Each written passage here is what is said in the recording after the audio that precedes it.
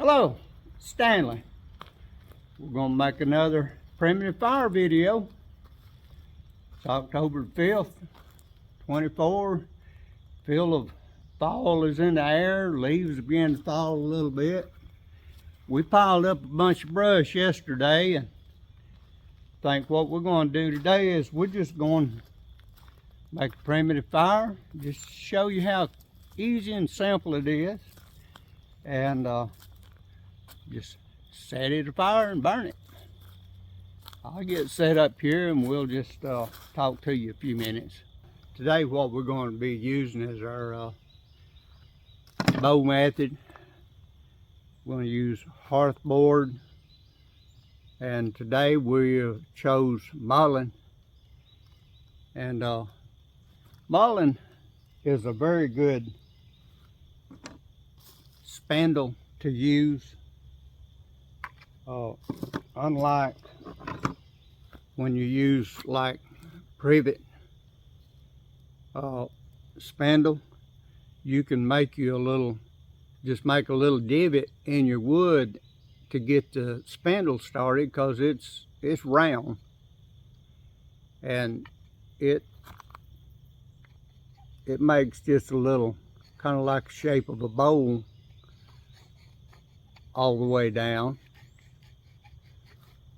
And that's how it works. But now when you're using privet's hollow on the inside, and it has a hard outer shell around it, very hard. So what you have to do on it, you have to just, what I do is I lay my stick on it and draw around it with a pencil, and I just go ahead and make an indentation, so deep, just enough to kind of hold the spindle so you can start doing a burn in, and it goes all the way down, kind of straight down, a flat area, where the other one, it's round and it goes down in a bowl. That's the two, that's what you can expect when you're using something like that. Now,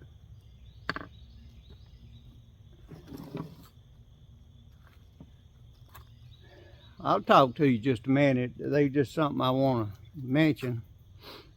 I was 70-year-old before I learned how to do a primitive fire technique.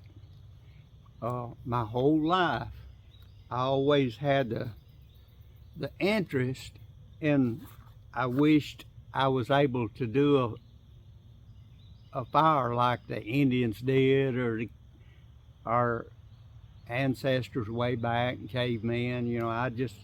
I just always wondered what it was like for them to be able to make fire just by rubbing two sticks together. It was just, I was intrigued by that thought, and I always wanted to do it. I really had a deep down desire to do that my entire life. And like I said, I was 70-year-old before I actually did, because I was intimidated so much.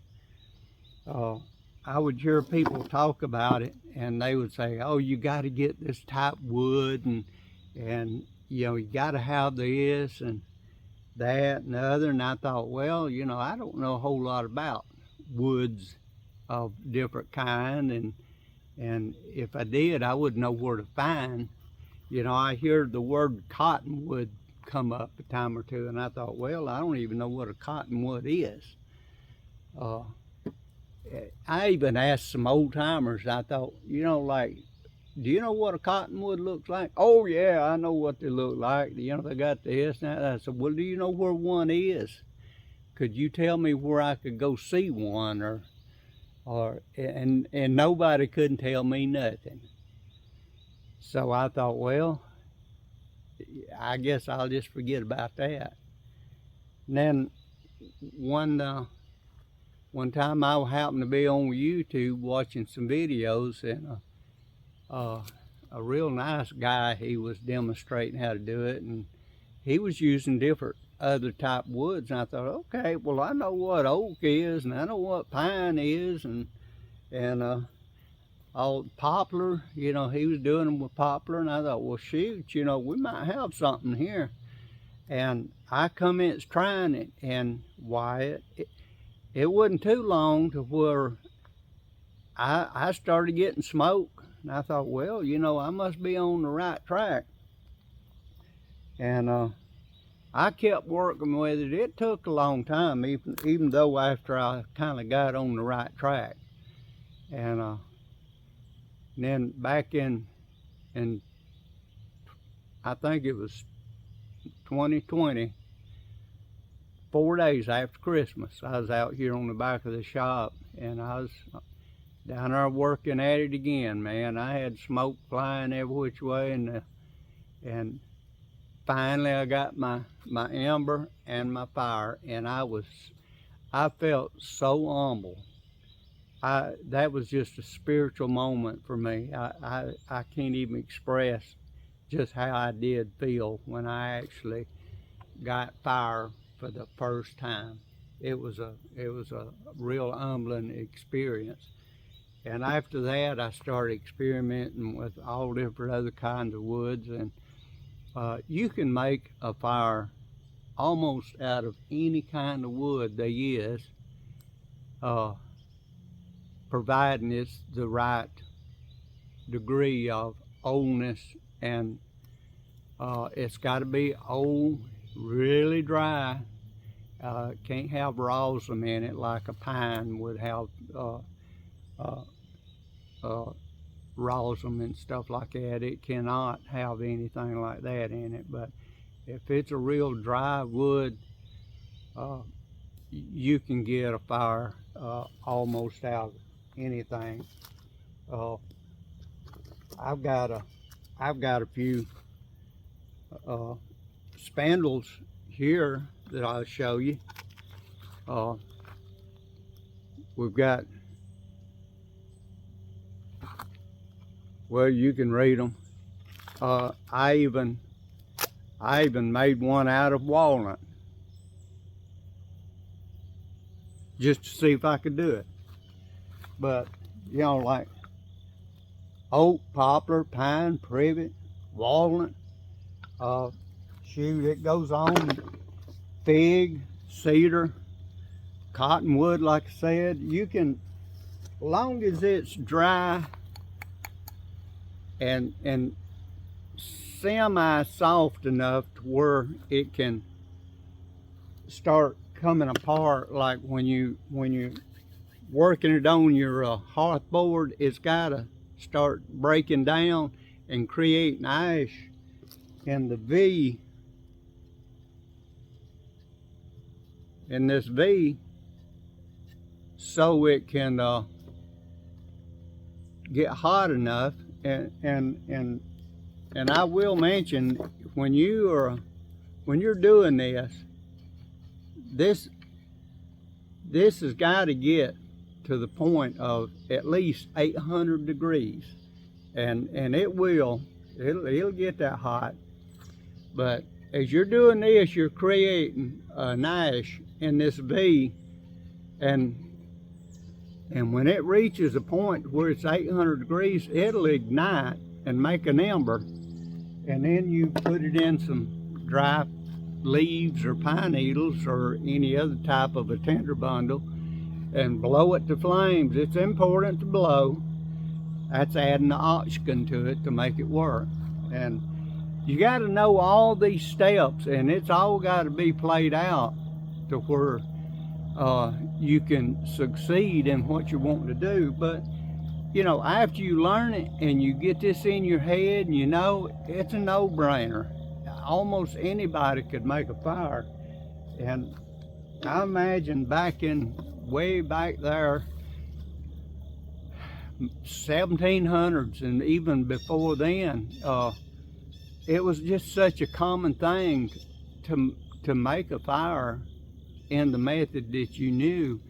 And it was probably just as simple as what we would do if we went and got our matches or our big lighter. I imagine the wives, the kids, everybody did it because everybody knows how to do it because it was such a common thing. So it's not rocket science, and you don't have to have a college education or a science degree to be able to put a rope on a spindle on a bow and get you a spindle and twist it enough to make it hot enough to make an ember. It's just not that hard to do, and that's part of this video. I'm going to show you just how simple and easy. We're just going to set up back here with a bow drill, and we're going to whoop up the fire and burn that brush pile. Just a no-brainer, and I'm going to show you just how easy it is to do. All right, like I said, usually what you want to do is try to give it about 30, maybe 40 strokes initially, and then apply some downward pressure with your bearing block and give it about 10 more real fast, and that ignites your ember. And also you always need to have you some dry tinder on hand. So let's see what we can do.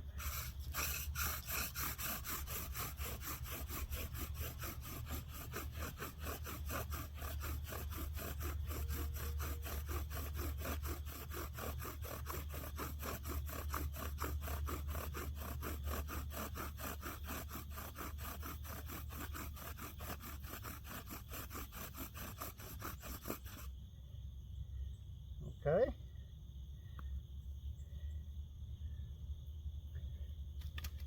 We'll see if we got anything.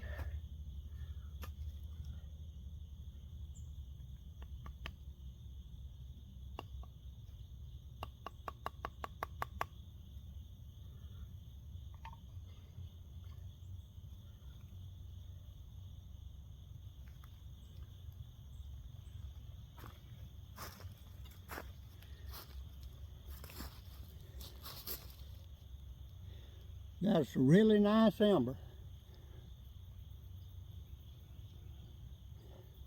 Can't ask for nothing no better than that.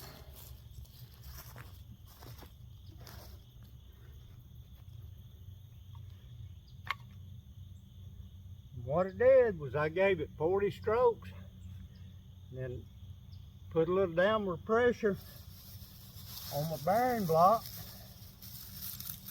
Gave it 10 more real fast. That brought it up to 800 degrees.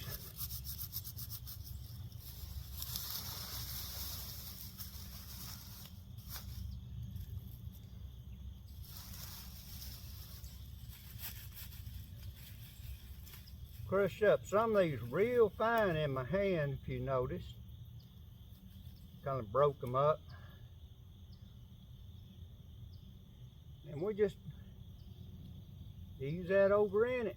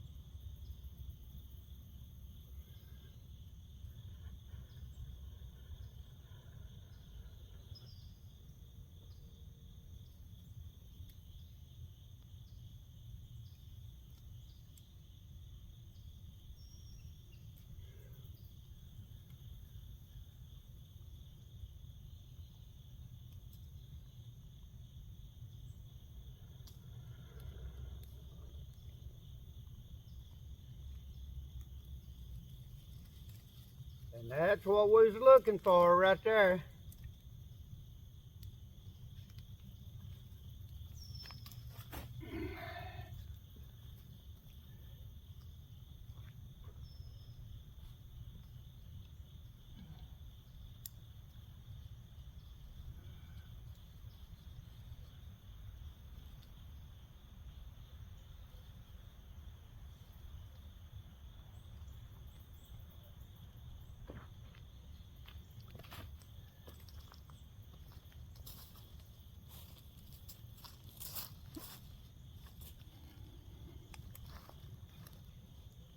Well, that's what we was looking for.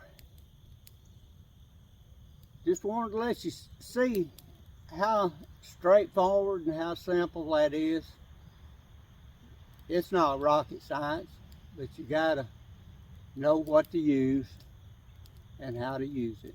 And it's just something that you can learn. Anybody can learn it if they got any sense at all. So it's an easy thing. So I hope you enjoyed this video.